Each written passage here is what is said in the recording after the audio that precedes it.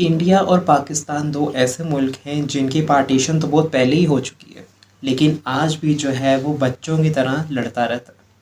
कभी कोई एक बच्चा दूसरे बच्चे को जो है कान मरोड़ के चला जाता है, कभी कोई दूसरा बच्चा पहले बच्चे का जो है कान मरोड़ के चला जाता है।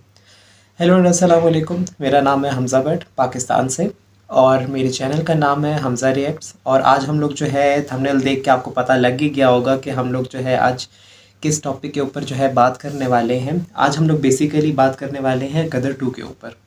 तो चलें फ्रेंड्स, अगर मेरी एक रिक्वेस्ट है, अगर आप लोगों ने चैनल सब्सक्राइब नहीं किया please subscribe to my YouTube channel जिसका नाम है हमज़ा रिएक्ट्स, ताकि आपके पास जो है अपडेट आती रहे। तो चलें फ्रेंड्स, चलते हैं अपनी वीडियो की तरफ। अस्सलाम वालेकुम दोस्तों, मेरा नाम है अस्सलाम। हसीब शफकत और आप देख रहे हैं हसी टीवी। आपको याद होगा कि अपनी एक वीडियो के अंदर मैंने एक्सप्लेन किया था कि क्यों आज का बॉलीवुड अपनी घटिया स्टोरी लाइन, इलॉजिकल साइंस और बड़े एक्टर्स की मोनोपोली की वजह से तबाही का शिकार है, और मजबूरन हालत ये हो गई है कि किसी बड़े सुपरस्टार की बेस पर प्रमोशन करके या फिर देशभक्ति का चूरन बेचकर, यानी वही भारत पाकिस्तान जो कि आजकल सारा बिल्कुल दिन यही चल रहा है मीडिया वैसे। प्रोपेगेंडा करता रहता है, इसे बड़ी स्क्रीन पर अपने लोगों को दिखाकर और इनके जज्बात का फायदा उठाकर ऐसे फिल्म डायरेक्टर अपनी रोजी रोटी चला रहे हैं, वरना ये सब बेरोजगार होकर एक साथ ये रिक्शे चला रहे हों। खैर, इसी तरह की एक और फिल्म को खास तौर पर भारत के इंडिपेंडेंस डे से कुछ दिन पहले रिलीज किया गया है, जिसका नाम है गदर 2। गदर 2।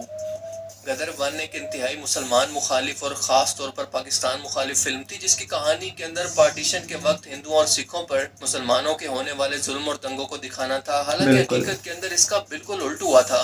लाखों बेगुनाह लोगों की लाशें कटी फटी हिंदुस्तान से ट्रेन पर पाकिस्तान के अंदर पहुंची थी। सनी देओल इस फिल्म के अंदर हीरो है और ये फिल्म 2001 के अंदर रिलीज हुई थी, जिसका सीक्वल अभी कुछ दिन पहले रिलीज किया गया है।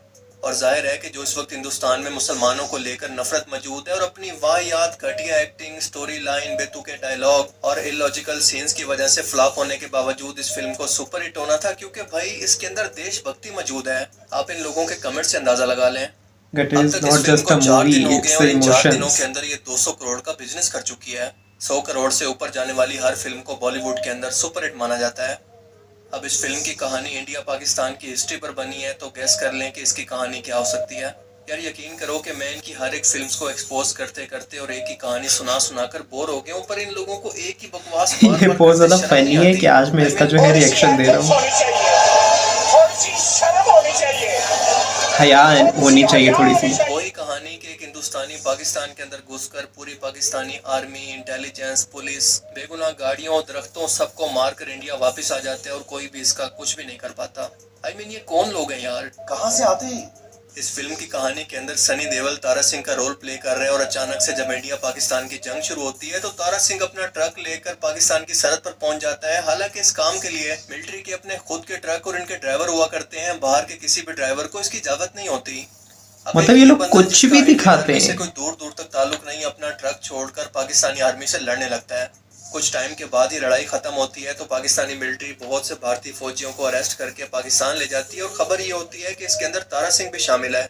अब इसी गलत फहमी के अंदर इसका बेटा पाकिस्तान के अंदर भेस बदलकर अपने बाप तारा सिंह को बचाने के लिए पाकिस्तान चला जाता है, और सिर्फ 2 दिन के अंदर नकली पाकिस्तानी पासपोर्ट बनवाकर इस पर पाकिस्तानी वीजा भी लगवा लेता है। ये भी सेम स्टोरी जो है रिवाइव करेंगे बाद में। वीजा जिसके लिए इंटेलिजेंस से लेकर पुलिस तक और आर्मी तक की इन्वेस्टिगेशन होती है, बाकायदा जासूसी होती है कि किस मकसद मतलब पाकिस्तान को इन लोगों ने ऐसे ही समझ लिया कि कुछ भी है, कोई भी उठ के आ जाएगा। भाई साहब सिर्फ 2 दिन के अंदर पाकिस्तानी वीजा और पासपोर्ट लेकर इंडिया से पाकिस्तान चले जाते हैं और किसी को शक तक नहीं होता। यहाँ पाकिस्तान में आकर इसको एक पाकिस्तानी लड़की से प्यार हो जाता है, बिल्कुल ऐसे ही जैसे मिशन मजनू फिल्म की कहानी थी। पाकिस्तान में इसे मिलिट्री जैसे पार्ट 1 में सकीना से हो गया था। तो ये कहता है कि नमाज पढ़ने जा रहे हो तो दुआ करना कि मेरे बाप को इसका पता ना चल जाए कि मैं यहाँ पर हूँ, वरना तुम लोगों का वो ऐसा हाल करेगा कि तुम्हारे इतने चीतड़े कर देगा कि पूरा पाकिस्तान में गिन नहीं पाएगा। अरे वाह, अरे वाह, एक्सीलेंट, मतलब कुछ भी। ये डायलॉग सुनकर आपके दिल से भी कुछ ऐसी आवाज निकलेगी कि ऐसा कुछ ज्यादा नहीं हो गया, बहुत ज्यादा हो गई, ये वाली चीज बहुत ज्यादा हो गई है। इसके बाद हमारे सनी पाजी बिना वीजा बिना पासपोर्ट के शायद कहीं से जमीन फाड़ कर हल की तरह खड़ी है। और अकेला सनी देओल इन्हें कह रहा है कि पूरे पाकिस्तान को अकेले उजाड़ दूंगा, तबाह कर दूंगा। आप कहाँ थे ज्ञानी बाबा? सनी पाजी सीधा वहां पर पहुंच जाता है जहां पर इसके बेटे को एक रस्सी से बांधा गया और एक मौलवी इसकी सजा बता रहा है कि इसके गुनाहों की क्या सजा होगी। ए अकल के अंधो, कुएं के मेंढको, या तो तुम बिल्कुल जाहिल हो या फिर जानबूझकर प्रोपेगेंडा कर रहे हो। मेरे हिसाब से दोनों ठीक है। ये कौन सा जुडिशरी का निजाम है जहां पर मुलजिम को रस्सी से बांधकर एक मौलवी फैसला सुनाता है? ऐसा तो सऊदी अरेबिया के अंदर भी नहीं होता, जो कि सबसे ज्यादा शरई कवानीन को मतलब कॉन्सेप्ट आप देखें, कॉन्सेप्ट है ही नहीं दोनों बिल्कुल। ब्रिटिश से आजाद हुए हैं, दोनों का ज्यादातर कॉन्स्टिट्यूशन ब्रिटिश है, एक जैसा अदालती निजाम है, कानून बहुत हद तक एक जैसे हैं, पुलिस, फौज, जुडिशरी और डेमोक्रेसी का निजाम बिल्कुल एक जैसा है। तो फिर खैर ये दोनों बाप बेटा यहाँ से भागते हैं और भागते भागते भागते भागते बेचारे सनी पाजी और इसका बेटा एक दूसरे से अलग हो जाते हैं। सनी पाजी के हाथ के अंदर कहीं से हथौड़ा लगता है, तो ये गाड़ी, ट्रक, बस जो भी सामने नजर आए उस पर हथौड़ा मारते हैं, तो गाड़ी बस गई, गायब हो गई गाड़ी। बंदे हवा में एक पंच के बाद सुपरमैन की तरह उड़ने लगते हैं और आपकी कॉमन सेंस भी और लॉजिक भी आपका साथ छोड़ देती है कि खुद ही हथौड़ा भी कंफ्यूज हो जाता है कि मैं कोई हथौड़ा हूँ या फिर कोई तोप। फिर यहाँ पर जंग शुरू होती है और अकेले ये बाप बेटा पूरी आर्मी से लड़ जाते हैं। पाकिस्तानी अवाम इनके पीछे है, टैंक चल रहे हैं, बम फट रहे हैं, फायरिंग हो रही है, आग लग रही है, जंग हो रही है, साइंस की माँ बहन हो रही है, पर इन बाप बेटा को एक खरोच तक नहीं आती। और यही नहीं बल्कि क्लाइमेक्स अभी बाकी है। जब कोई भी हथियार इनका कुछ भी नहीं बिगाड़ पाता तो हेलीकॉप्टर और ड्रोन्स की मदद से भी इनका पीछा किया जाता है, पर ये भी मिलकर इनका कुछ नहीं बिगाड़ पाते। अब आप मुझे बताओ कि ये सब बवासीर देखकर हम खुद को कैसे कंट्रोल कर पाए? ये बोलने से आप भी बेगैरत है और जो आपको हैंडलर जो ये करवा रहे हैं वो भी बेगैरत है। थैनोस और हल्क भी एक्शन सीन देखकर सोचते होंगे कि मैं इस दुनिया से छुट्टी चाहता हूँ, बल्कि घास खाते हैं। और ये हैंड पंप का सीन तो गदर 1 के अंदर बड़ा ही आइकॉनिक था कि एक हाथ से ये हैंड पंप को उखाड़कर सनी पाजी पूरे पाकिस्तान मैंने हैंड पंप बोला, हैंड पंप आ गया। गदर 2 के सीन के अंदर भी हैंड पंप देखकर इनकी राह टपक भाग रही है। फिल्म के आखिर में सनी पाजी और इनका बेटा पाकिस्तान के खजाना को लूटने वाले पॉलिटिशियन की तरह इस लड़की को भी अपने साथ उठाकर इंडिया ले जाते हैं। फिल्म के अंदर जब सनी पाजी को कोई हथियार नहीं मिलता तो ये इतनी जोर से चिल्लाते हैं और सारे पाकिस्तानी फौजी इसको सुनकर दूर हट जाते हैं, इनकी बंदूकें नीचे गिर जाती हैं। और मजे की बात कि इस फिल्म की सारी शूटिंग हुई है इंडिया में। भाई आपका कैमरा है, आपकी आवाम है, आपकी लॉजिक, आपकी कहानी, जो कुछ अपनी आवाम को पेलना है पेल लो, हम पाकिस्तानियों को कोई फ़र्क नहीं पड़ता, क्योंकि आपकी फिल्म तो वैसे भी पाकिस्तान के अंदर बैन है। और दूसरा, मैं सिख भाइयों की बहुत इज्जत करता हूँ और सनी पाजी से मुखातिब हूँ कि अपनी खुद की कौम के जज्बात का फ़ायदा उठाकर इन्हें एक फिक्शनल दुनिया के अंदर मत ले जाओ। दो हमसायों में नफरत मत डालो, इन्हें अमन से रहने दो। उम्र के आखिरी हिस्से के अंदर लोगों को तोड़ने और इनके अंदर नफरत बांटने से बाज आ जाओ। करतारपुर पर बुलाकर जो तुम्हें मेहमान समझकर इज्जत दी गई, कम से कम इसकी तो नमक हलाली कर लेते, पर नहीं अपनी एक्सट्रीमिस्ट किस्म की अवाम और सियासतदानों को राजी करने के लिए उम्र के आखिरी हिस्से के अंदर अपनी लेगेसी ऐसी मत छोड़ो कि लोग हमेशा आपका नाम हकारत से लें।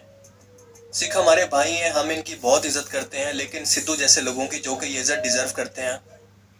लोगों को तोड़ने की बजाय आपस के अंदर जोड़ने का पैगाम देते हैं। और ये दुनिया बड़ी बेवफा है, आप इसे अपने फायदे के लिए वक्ती तौर पर तो राजी कर लोगे, लेकिन तारीख के अंदर आपका नाम एक आर्टिस्ट की बजाय हमेशा के लिए एक एक्सट्रीमिस्ट के तौर पर लिया जाएगा। मतलब इतना हौसला और इतनी करेज सिर्फ इंडिया के अंदर ही है कि वो बिल्कुल मतलब कुछ भी दिखा रहे अपनी ऑडियंस को। अवाम उनकी अपनी, ऑडियंस उनकी अपनी, एक्टर्स उनके अपने, जो जगह हैं जिनके ऊपर लोकेशंस हैं उनकी जहाँ पे शूटिंग हो रही है वो उनकी अपनी, सब चीज़ें उनकी अपनी। उनको बिल्कुल भी किसी से फ़र्क नहीं पड़ता कि इंडिया पाकिस्तान के अंदर जो है इंटरनल बहुत ज़्यादा इश्यूज़ हैं जिसकी वजह से जो है बहुत ज़्यादा लड़ाइयाँ होती हैं इन फ्यूचर हैं बिल्कुल। और हो सके उनको बिल्कुल भी लोगों से परवाह नहीं है, उनको सिर्फ पैसे कमाने और कुछ भी उनको नहीं चाहिए। और जिस टाइम पे भी पाकिस्तान और इंडिया का जो है नाम आ जाता है उस टाइम के ऊपर डेफिनेटली जो भी मूवीज़ होती हैं वो बहुत ज़्यादा ग्रो करती हैं। वो इस वजह से ग्रो करती हैं क्योंकि उसके अंदर पाकिस्तान का नाम इंक्लूड होता है। तो प्लीज़ ये मेरा मैसेज है आखिर के अंदर इंडिया वालों के लिए कि प्लीज़ खुदारा अपने कॉन्सेप्ट लाएं, अपनी आर्मी को बदनाम करें, अपने मुल्क को बदनाम करें और पाकिस्तान की जान छोड़ दें। Thank you so much video देखने के लिए। मिलते हैं अगली वीडियो के अंदर। अल्लाह हाफ़िज़।